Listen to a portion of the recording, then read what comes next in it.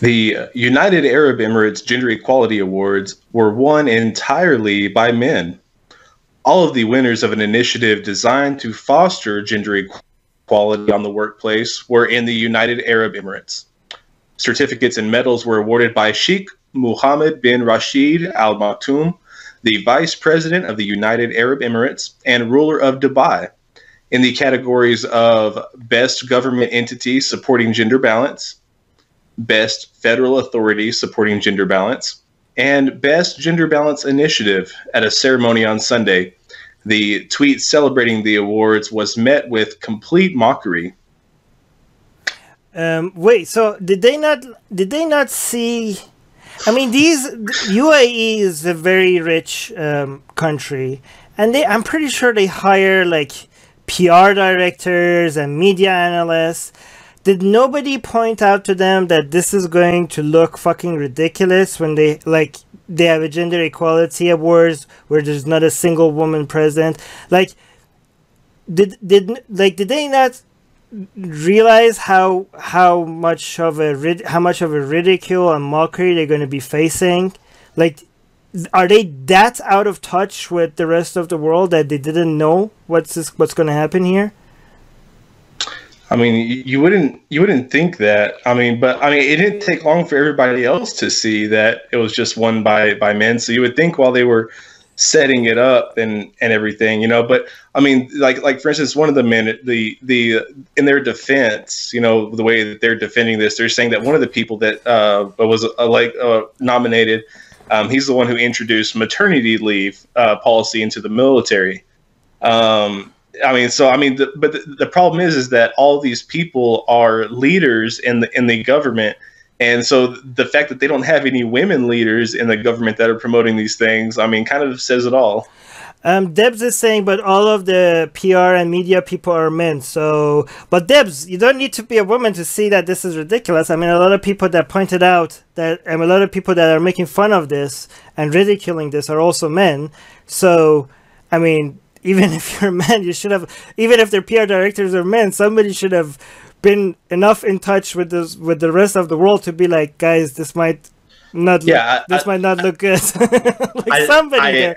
I think that's what she's saying, is that there aren't any women that are defending this on behalf of them. No, that's not what she's saying. She's saying that I said that why, if these people with this much money, they should have somebody in their marketing or PR department that should have said like, hey guys, this looks bad, but nobody did. But Debs is saying, well, maybe they're all men. Yeah, but men are not blind to how bad this might look. Alex is saying maybe these men are better at gender equality than the women. Maybe they simply deserve the awards. Yes. Okay. So Alex, the thing is, first, I have two reactions to that. First of all, even if they are better, even if you're right, they should have known what this is going to look like. They should have known that of the amount of ridicule. I mean, the whole point of having an award ceremony is PR. It's the image. That's the whole point of having an award ceremony. So they had an award ceremony for the point of PR, and they didn't know what kind of a fucking backlash they're going to get from this. They should have known. If they don't care about image, then why even have an award ceremony? And with regards to maybe, so I'm all for equal opportunity, not equal outcome. I think it doesn't solve anything if you just put a woman or a minority on a board just for the sake of diversity. I think that's ridiculous. But I do think when you see a board that is only men or only purple people or only something, I don't know, only whatever, it indicates a problem at somewhere else. It indicates a problem somewhere else that doesn't get solved by you manually changing the boardroom or changing what people in power. So it's so when you see, you know, for example, all the people in power are men, for example, in a country or in whatever, in the companies or whatever. You shouldn't see that as something that you can solve by just forcing women on the boardrooms or in power. It should be an indication of a problem somewhere else that needs to be fixed. Like, you fix these problems by looking at the source and try to see if there's equal opportunity somewhere, which is if it's all men, it shows that there's not equal opportunity. Okay, so I'm not in favor of just like manually changing these things. To me, if you manually put women on somewhere just to make it 50-50, then it's kind of like putting lipstick on a pig and thinking that you fixed it. You didn't fix it. The problem was much earlier. Let me know if I think this is an unpopular opinion. Let me know if you disagree with me or not. Okay, sorry, Grant, you mentioned something that it's about the previous news. Sorry, I missed that. You were saying the thing is that winners might in the position. I think this is not grammatically correct. In the position to make the change at the moment, and in the future there will be women there too.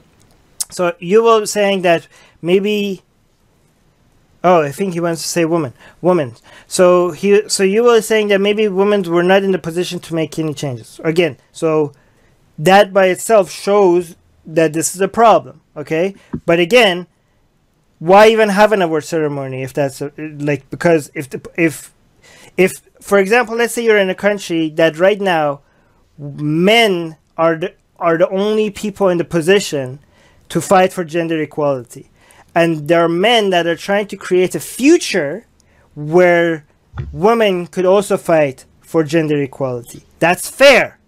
But don't have a fucking award ceremony that looks this stupid then. Okay? Because again, award ceremonies are for PR and this is bad PR.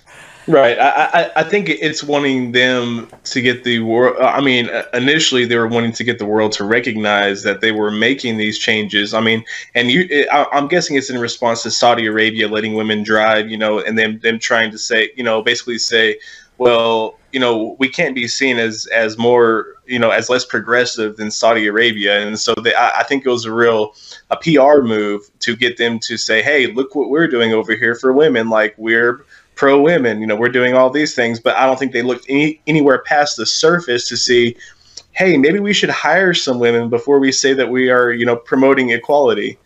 Okay, so if I was their PR director, I would be like, here's a great PR move. Okay, announce that we were about to have an award ceremony, but because we are trying to fight for a society where we could have given more awards to women, and there are no women that are in a position to be fighting for gender equality, we cancel our award ceremony in hopes for a day where we could have an award ceremony where women are getting awarded. That would be an amazing PR move. People are like, wow, these people are self-reflecting and noticing there's a problem, and think, that would have been people are like, wow, good job, right?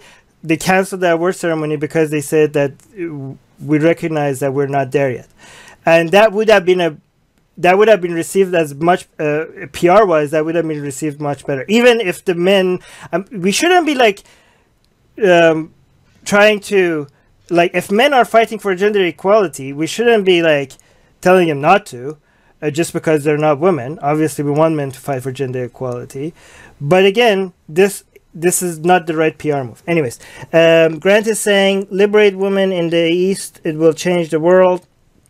Yeah, I mean, if half of your population is not involved in shit, obviously that's not good for your society. Grant is saying, screw the reward ceremony. I agree. Okay, good. By the way, Facebook live chat people, if you don't tag Atheist Republic, I'm not reading it. Also, a lot of people watch these later, and they get confused because I'm reading the Facebook live chat, and when it's getting released, they're like, why are you not reading my comment? Well, because this was pre-recorded. Let me see what the top comments are. Andrew is saying, Yusuf, congratulations for beating your second wife only 8 times this week. Truly a paragon of feminist ideals. That's not fair. I don't know. We don't know who are these people that are getting these rewards. I mean, if you're that's not fair. I mean, if you don't know if it's his second wife or his third wife. No, Joe.